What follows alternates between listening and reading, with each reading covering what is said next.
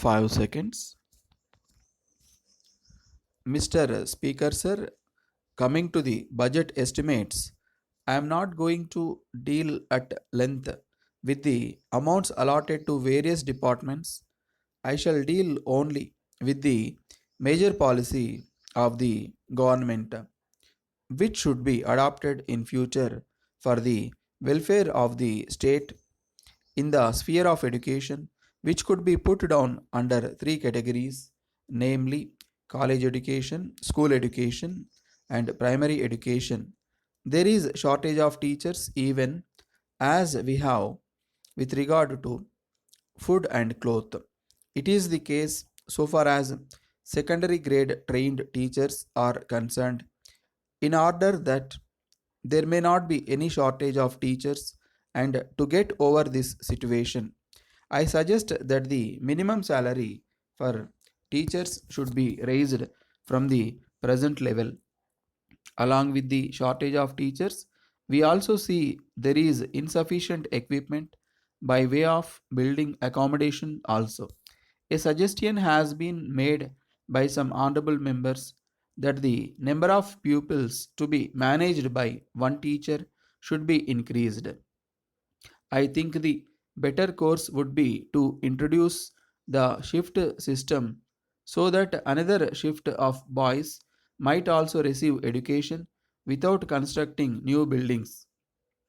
In a school building which can normally accommodate 1000 students, we can have 2000 students without constructing new buildings. I made mention of this to the Honorable Minister for Education also, and I hope he will give his consideration to it. If that is adopted, we need not bother about the construction of new buildings immediately. Of course, the permanent institutions we can construct buildings according to the convenience of the finance of the governments. It may also be noted that the shift system in the matter of education is being adopted in some western countries also. I wish to say a word about land revenue and agriculture. The river Kaveri is running through my district Coimbatore, Tiruchi, and some other districts. There you have forest lands. Several departmental officers have recommended that these lands may be converted into wetlands. It is capable of producing fine paddy every season. There will be no need for the grant of any subsidy. If you only dig 4 or 5 feet, you are able to get fine water very easily.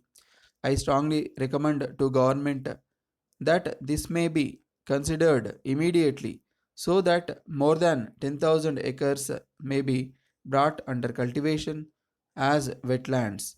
I am sorry to say that the health of the people does not receive as much attention as it ought to. Sir, at present, we find that the medical department seems to be an agent for distribution of foreign medicines.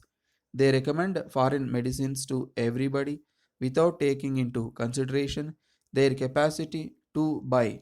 I do not blame them for it. I do not mean to suggest that the Western system of medicine is bad. We can have that system for certain special branches of treatment.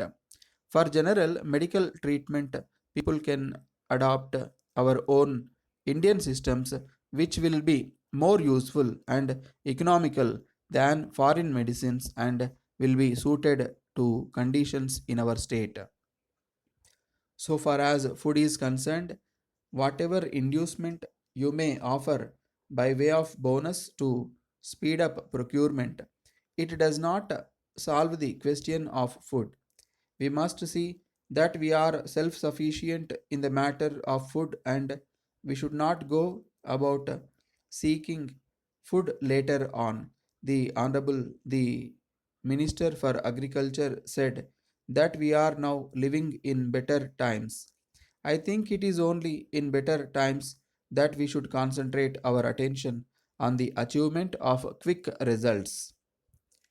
letter dated 28th May 1981 from the General Secretary, All India Electrical Goods Dealers Association, Madras, to the Honorable Minister for Commerce, Government of India, New Delhi. Sir, we would like to bring the following to the kind attention of the Government of India for sympathetic consideration and favorable action.